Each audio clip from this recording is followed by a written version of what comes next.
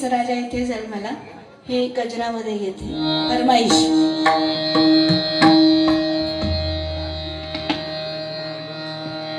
बघा, परमेश्वर या सृष्टीच्या जराजरामध्ये आहे, तो माझ्यात आहे, तुमच्यात आहे. आपण काय करतो, त्या पंढरीच्या पांडुरंगाला भेटण्यासाठी पंढरपूरला जातो, पायी वारी करतो आणि एवढं 700-800 किलोमीटरचं अंतर पार करत विठ्ठल नामाचा जप करत त्या विठ्ठल नामावरती आपण पंढरीला चालून जातो. बघा, पण हा पंढरीचाच पांडुरंग आपल्याला सांगतोय, अरे कशाला जाता दूर, तुमच्या घरात पंढरपूर. तुझ्या त्या घरात असणाऱ्या आई वडिलांची सेवा कर, अरे त्यातच मी आहे, त्याच्यासाठी माझ्यापर्यंत येण्याची गरज नाही. पण असंख्य वारकरी त्या आपल्या पांडुरंगाच्या भेटीसाठी पायी चालून जातात आणि बघितलं तर ते वारकरी वृद्ध असतात. तरुण तुम्हाला कोण दिसणार नाही, पण त्यांच्या पायामध्ये ती ताकद, ते बळ कोण देतो, तर तो पांडुरंग. होय काय, पुढच्या वर्षी येईल वारकरी टोपी बिपी सदरो घालून असत, तरणे पण असं घडे. खरा सांगतात की खोटा सांगतात त्या पांडुरंगालाच माहिती, पण चांगली गोष्ट आहे, तडपत रक्त नाही का. तर हा पंढरीचा पांडुरंग त्या वारकऱ्यांच्या पायामध्ये ताकद देतो आणि त्या विठ्ठल नामाच्या जोरावरती हे वारकरी तरुण त्या पंढरपूर पर्यंत जातात. बघा, म्हणूनच म्हटलेलं आहे की परमेश्वर माझ्यात आहे, तुमच्यात आहे. त्या परमेश्वराचं वास्तव्य सगळ्यांच्या अंतर्मनामध्ये आहे, पण ते आपण जाणलं पाहिजे. ज्याला मी पणा जाणला तो संपला. आता या कलियुगामध्ये तेच चाललंय, मी मोठो, पण इथे तसं काहीच दिसून आलेलं नाही. एवढ्या सगळ्या वाडांचा एकोपा या ठिकाणी मला पाहायला मिळाला. झाडू बघा, हातात घेतली तर ती संपूर्ण घर झाडून काढते, स्वच्छ करते. पण तीच झाडू जर कोलमडून पडली तर ती स्वतः कचरा होऊन पडते. बघा, सांगण्याचा उद्देश एकच की असंख्य संकटांना जर पार करून जायचं असेल, मोठमोठी वादळं जर पार करून जायची असतील, तर त्याच्यासाठी एकजूट महत्वाची असते. बघा, आणि ती तुमच्यात दिसली आणि ही अशीच राहू दे कायम स्वरूपी. तुमच्या या मंडळाला मला वाटतं जवळजवळ आता 34 वर्ष पूर्ण झाली असतील, झाली ना स्थापन झाल्यापासून. पण तुम्ही जो हा रोवलेला छोटासा वृक्ष आहे, त्याचा वटवृक्ष होऊ दे आणि तुमच्या या मंडळाची कीर्ती अख्ख्या महाराष्ट्रावर दुमदुमू दे, अशीच मी या विश्वकर्मा देवाच्या प्रार्थना करते.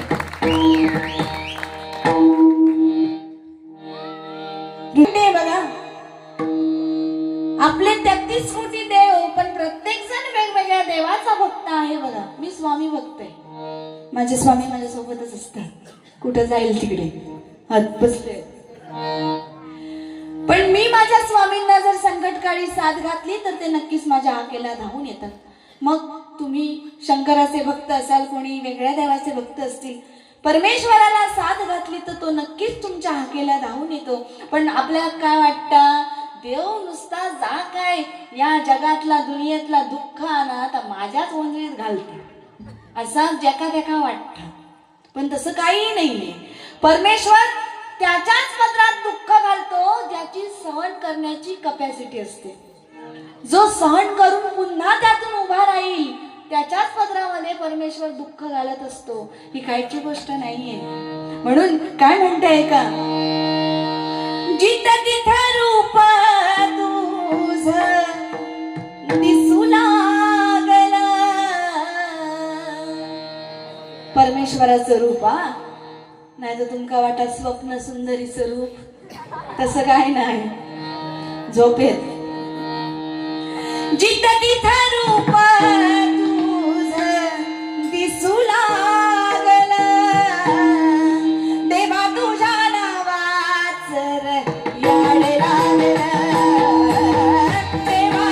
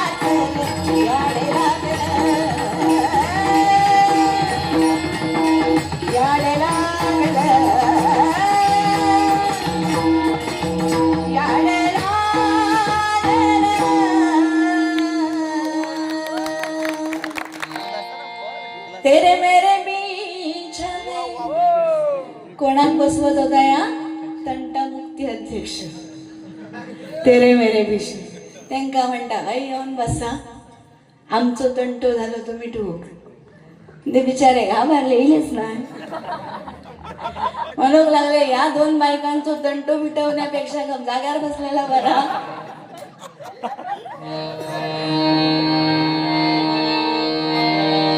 तेरे मेरे बीच में कैसा है ये बंधन अनजान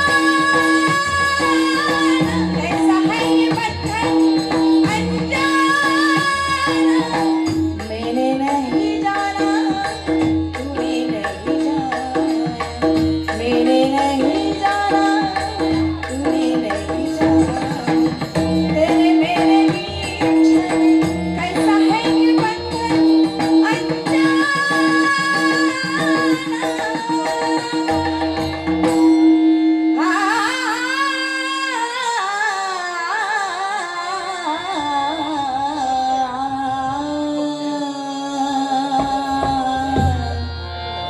रूप पाहता लोचनी लोचनी सुख झाले हो सुख झाले हो सुख झाले हो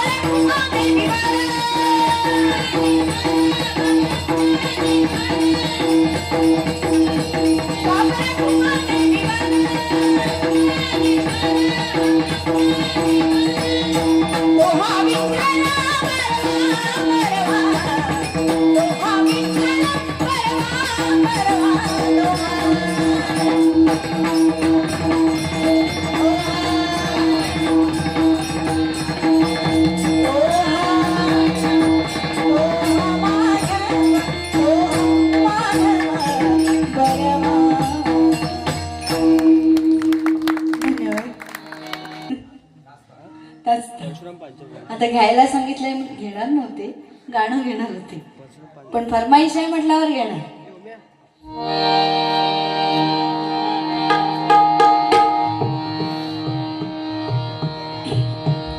आता काय,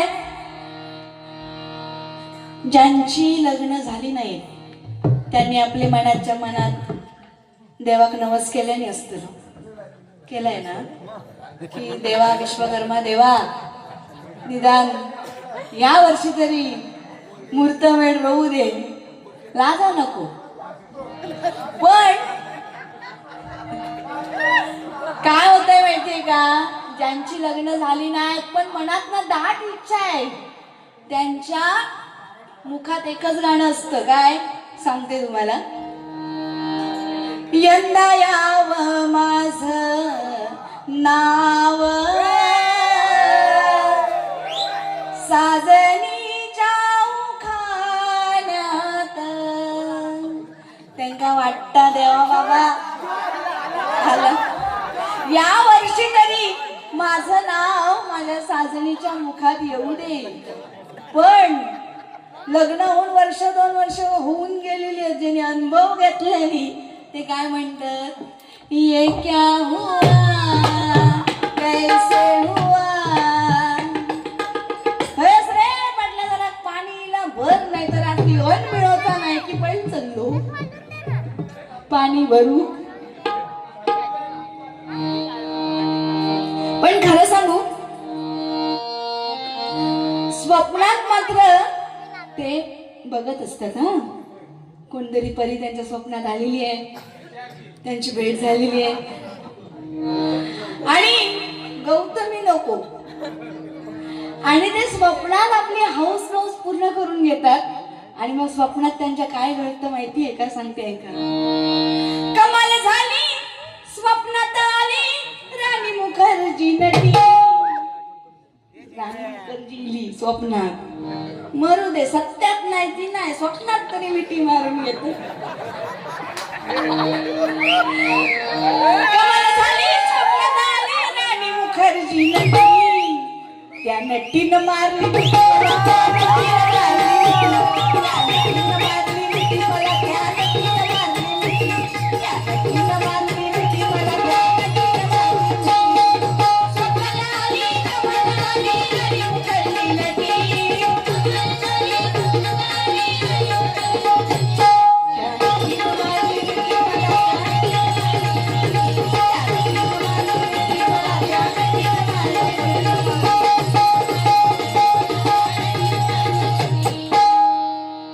खुश झाले ते सगळे.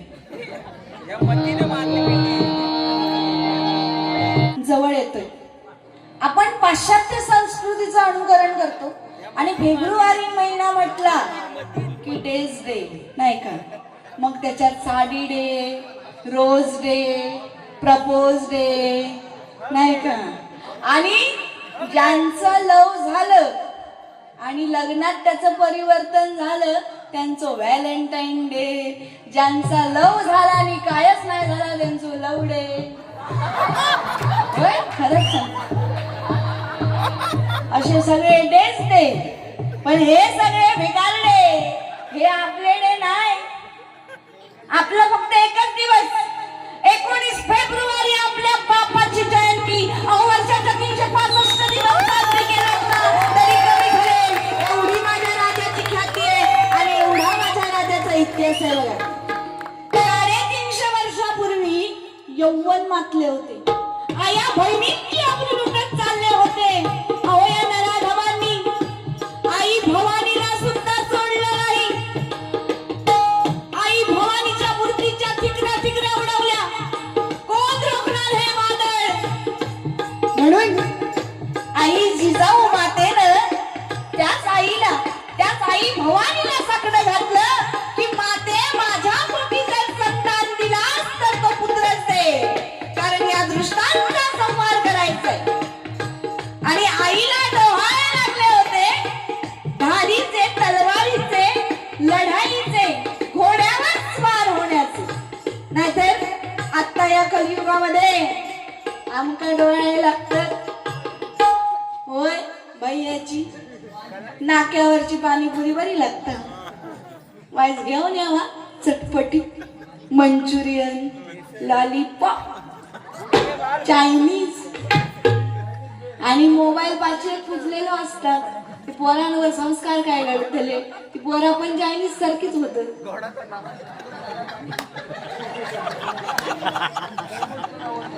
मोमोज नवीन इला नाही. हे आजचे डोळे आवळेची चेबोरा गेली आणि पोराच्या पांची झाली. पण खरंच आपल्या मुलांवर संस्कार करणं ही आईची जबाबदारी असते बघा. कारण वडील सकाळी कामासाठी बाहेर निघून जातात, ते कधी संध्याकाळी घरात येणार. पण मुलांवर संस्कार करण्याची, त्यांना घडवण्याची जबाबदारी ही एका माऊलीची असते, आईची असते बघा. कारण या जगामध्ये चांगल्याक नाही फाटक्याक डिमांडीला होय, चांगली पॅन्ट घ्यायला गेलात जीन्सची, पोरींचं सांगते, आणि आता सगळीच फॅशन करतात, पोरीच किती लग्न झालेली पण करतात. चांगली घेऊन गेले ते 500 रुपयात मिळतात, पण काही ढोपरावर फाटलेली काही खाली भोका पडलेली पॅन्ट घेऊन गेलास तर 1000-1500 मोजूचे लागतात. म्हणजे फाटक्याक डिमांड दिला. पण माझ्या आईला डोहाळे लागले होते घोड्यावर स्वार होण्याचे, तलवारीचे, लढाईचे. म्हणून छत्रपती शिवाजी महाराज त्यांच्या पोटी जन्माला आले. आणि जगावं कसं हे माझ्या छत्रपती शिवाजी महाराजांकडून शिकावं, आणि मरण काय असतं हे शंभू राजांकडून शिकावं. ज्यावेळी राजे या ठिकाणीच संगमेश्वरी कैद झाले. आपल्याच माणसांनी त्यांचा घात केला, 8 दिवस त्यांच्या देहाचे हाल केले. औरंग्याला वाटलं काय की याच्या देहाचे हाल केले तर तो माझ्या बरोबर फितूर होईल. कुठेतरी त्याला मनातून वाटत होतं की शुभा राजांच्या पोटी ही अशी औलाद पैदा झाली, मग माझ्या पोटी देवाने का नाही दिली. या वेदनेने तो मेला बघा. अल्लाह. पण सांगायचं तात्पर्य एवढंच, ज्या दिवशी राजे कैद झाले त्यांची जीभ छाटण्यात आली, शिगा घुसून त्यांचे डोळे काढण्यात आले, या देहावर वार करून त्यात मीठ भरण्यात आलं, तरी सुद्धा ही गर्दन त्या औरंग्यासमोर कधीच झुकली नाही. अहो याला म्हणतात राजेशाही. वाघाच्या जबड्यात हात घालून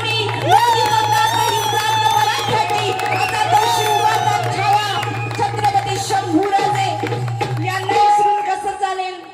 अहो मरण सुद्धा त्यांना घाबरलं. असे हे शंभूराजे. काय वर्णावी या राजांची ख्याती. एक जंगलाचा राजा होता, त्याचा छावा. काय उपमा दिलेली आहे बुवा. जंगलचा राजा सिंह आणि हा बछडा त्याचा छावा. खरंच वर्ष कमी पडेल एवढा आमच्या राजांचा इतिहास आहे. खरं सांगायचं म्हणजे राजे 14 वर्षाचे असताना त्यांच्या गावामध्ये तमाशाचा फड आला आणि सगळे सैर वैर होऊन बाई कशी नाचता बघूसाठी पळाक लागले तमाशाचं फड बघूसाठी. पण महाराजांना प्रश्न पडला की एवढं या तमाशामध्ये आहे तरी काय, की सगळे सैर वैर पळत सुटलेत. म्हणून महाराजांची पावलं त्या ठिकाणी वळणार. एवढ्यात आई जिजाऊबा साहेब सांगतात की राजे थांबा, तुम्हाला बाया नाचवणारा नाही तर बाया वाचवणारा राजा व्हायचं, एवढं लक्षात ठेवा. आणि अशा संस्कारांनी आपले राजे घडले. तर मगाशी ते गाणं घ्यायला सांगितलंय ते घेते आधी थोडक्यात आणि मग पोवाडा घेते.